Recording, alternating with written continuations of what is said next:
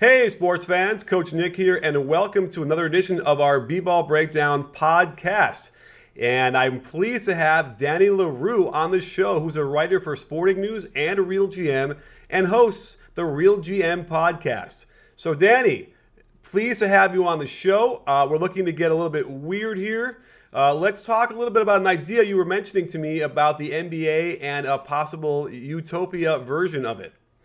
So I've been doing a series of pieces for the Sporting News primarily about this concept of NBA Utopia, and what it is for me is building what you think is the best version of the league. So because for the Sporting News, I'm mostly a CBA cap writer, I focused more on the off-court side for them, but it's a concept that applies to everything. So it's, how could it be better? So there could be small things like changing how they do roster sizes and things like that, or big things. One of the ones that I talked about was changing I called it the cornerstone exception, which would basically allow a team to pay a guy who had been on the team for a long time and only have part of their money count against the cap. So a guy like Kobe wouldn't kill the Lakers' cap information. But the same thing goes on the court as well. Well, that's interesting. So you would kind of like basically stretch Kobe's salary out over a lot more years. No, actually, the way that I would do it is that a team could elect to have it so that only half of their salary counted against their cap number. So let's say Kobe's getting $25 million a year, he would count for 12.5 instead, and he would still get all the money, but it would only count half on the sheets. So it would allow a team to retain a player like that. And I think I set the line at 9 years. I might have set it at 10, but so they'd been there long enough, and that also would theoretically tie into somebody like Kevin Durant, and make it easier for Oklahoma City to re-sign them. So some sort of like a franchise player designation that they meet some sort of criteria, and that would get them on that list. Right, because I think one of the weaknesses with the current system is that they've made it that for older players particularly, that you have to choose between being kind of better or being good and being loyal. And an ideal system to me rewards the players and teams that have stuck together longer and does that. And I think there is a way to do that. And I would structure it, as I said, in terms of the salary, not just in terms of the maximum. So, if a guy like Paul Pierce wanted to go back to the Celtics and they wanted to pay him $8 million, then he counts for 4. Well, here's the issue that I think comes up a lot with fans and the notion of, loyalty is that, when we pay, or when the teams pay their players, they're not necessarily paying them for past performance, right? And I think that's the issue when we're talking about a business is that in a Kobe's instance they're paying him for past performance, and it doesn't seem like the best way to go about running a business.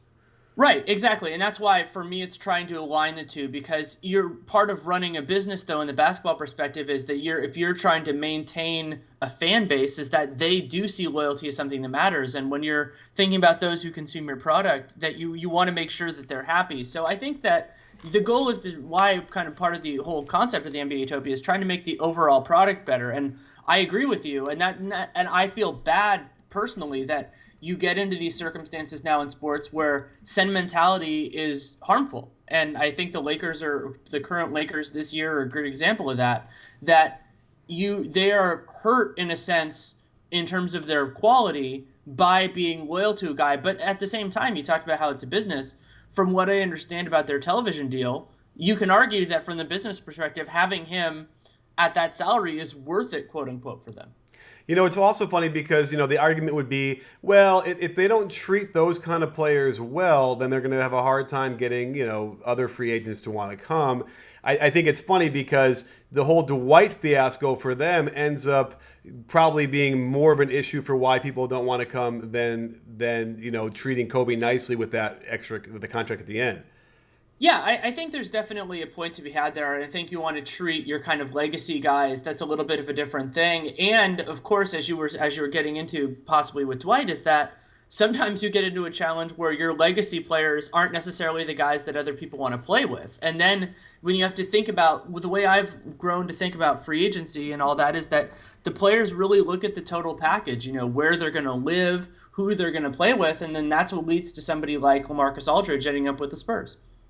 Absolutely. It reminds me of what Kobe said, by the way. Did you see his quote about Dwight and Shaq the other day? Yeah, I did. And I think that, while understandable to a certain degree, is exactly why certain players, wouldn't want to play with Kobe. I mean, you have that out there, especially while Dwight's still playing. I mean, that doesn't exactly help not only your ego, but your brand around the league. I do though think that there's an indication there about Dwight's sort of practice habits and what he comes to the table with, because the quote was, if you didn't see it, anybody listening, was, quote, "I didn't appreciate Shaq until I played with Dwight." And obviously, I think what that means is that Kobe was always upset with Shaq's work ethic, didn't think he played hard enough in practice and prepared himself well enough.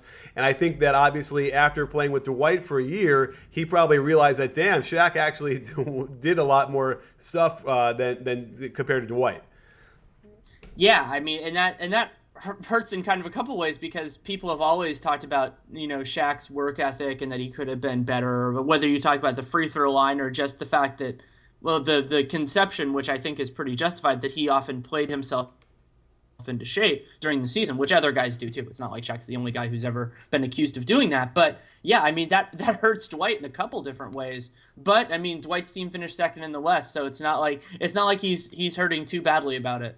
I know that's the funny thing, is because when you, as a coach, you realize that there's a lot of different personalities you have to manage and you have to deal with. I mean, I've seen Boogie in practice, and it's a joke. He doesn't take the warm-up seriously. He screams at the players, and other times very volatile kind of guy, not easy to work with. But then again, the guy will give you 25 and 12 and a block and a half and a couple assists. It's like, at some point, that balances out, I guess. And I think Dwight is somewhat in a similar sense, where from that position, we're barely seeing anybody that gives the kind of production he gives, no matter how smiley he is or how quote unquote unprofessional you might perceive him to be in a practice. Yeah, I think that you have to look at the whole picture, and that even goes into how players spend their off time. There are certain teams that the players just get along personally, and so they go to movies together, and then sometimes that kind of camaraderie leads to different play on the court. Maybe they're more unselfish, maybe they do things like that. Other times it doesn't. Sometimes players can be the best of friends, but they don't share the ball anyway, and so that can go a lot of different directions. But I think that it is a very underrated point, but also when you think about it, just with it ties in with something that because I've covered the league with credentials for over 6 years now, and people ask me about what it is, and what I say to them is, these people are very athletic, but at the most basic level, they're human beings. And so when people think about them as basketball playing robots and things like that, that's not really true. If their kid is sick, that affects how they play on the court. It can go in a lot of different directions. And when you have to think about all of it when you're analyzing almost anything, because otherwise you're going to miss things that are important. Yeah, if their kid is sick or they're dealing with a terrible lawsuit with accusations flying also. And what's funny, when you talked about keeping players happy, and that actually extends all the way down even to the high school level, because, players will transfer at a whim if you're too hard on them. But here's the thing I thought interesting was about the Stan Van Gundy negotiation with Reggie Jackson this summer. Is, of course, he got criticized quite a bit for that contract. But my take, when I take a step back and I'm looking at what Stan's doing, I mean, first of all, he cut Josh Smith, which, again, business-wise, I know doesn't make any sense. But he also gave Reggie this huge contract. But my take on that is that not only does he have to negotiate with the kid, but then he's got to coach him and be together for 6 months in the same room on buses and planes and on the court with him. I think that there's a little bit more context to that, which is not being talked about enough. Yeah, I think that the coach GM issue is a very big problem for the teams that have it, because you have to do two very different things. And so you can talk about that, and if you want to talk about Doc Rivers with Austin Rivers, it's kind of 3 or 4 because it's his son. Mm-hmm. And those relationships are very different for a reason. And coaches, what I like, if it were my, if I were owning a team, if I were lucky enough to do that, is I feel like the coach has to be a very important voice in the room, but the coach cannot be the negotiator or final decider because of those fundamentally different and interconnected relationships. Because a coach wants to send a message to the team and wants to stretch a guy like Josh Smith, but doing that as the GM makes it so that it is harder to acquire more talent so that you can actually be a coach that wins more games. So I personally feel that having somebody who has final authority on both parts is very, very unlikely to succeed. Obviously, that doesn't mean it's always going to fail, because if you have Kevin Durant, if you have LeBron James, conceptually, if a coach GM had those guys, you're going to succeed because you have Kevin Durant, you have LeBron James. But relative to talent, I think that they will almost always struggle unless you had one of those singular talents, which certainly exist. I mean, there's an exception to almost every rule.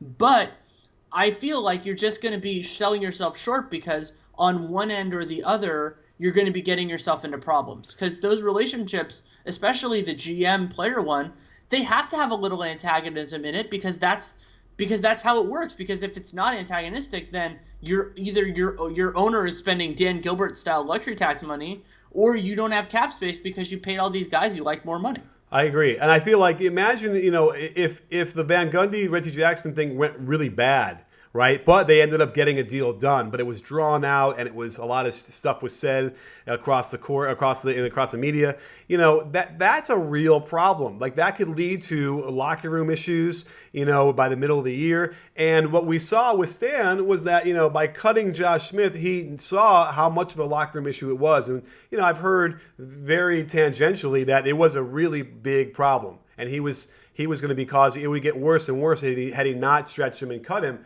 So you could see how, you could see how Stan would, value that. And as a result, who knows, maybe he gets better production out of a guy like Reggie. And by the way, we did see some pretty solid stuff at the end of the year anyway. Maybe he gets more production out of him because that relationship has been maintained. You also send a message to your players that, hey, if you're going to be the squeaky wheel, then you can just be out of here. And a lot of players don't see that as a credible threat a lot of the time, because it generally isn't. And you can also argue that Josh Smith ended up in a better circumstance and he's still getting all of his money. So it's not like he took this big hit. I mean, in some ways you could say his rep took a big hit, because getting out and out cut functionally by a team is not the strongest thing, even if you ends up working out on the Rockets.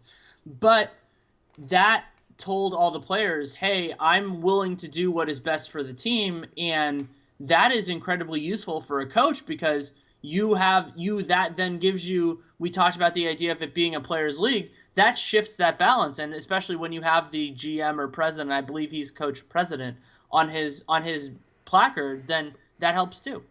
Well, Danny, trust me, you are not a squeaky wheel nor a bad locker room presence, but unfortunately, we're going to have to end our podcast coming up. But you're not being cut, so just so you understand that. You will still maintain your contract status. I appreciate that. Good. And definitely we'll have to have you, let's renegotiate to have you come back on and do another segment in the near future. Would love to do it. Thanks very much for having me. You got it. Don't forget, sports fans, at BBallBreakdown, we're not a channel, we're a conversation. You win? You win, Danny? Absolutely.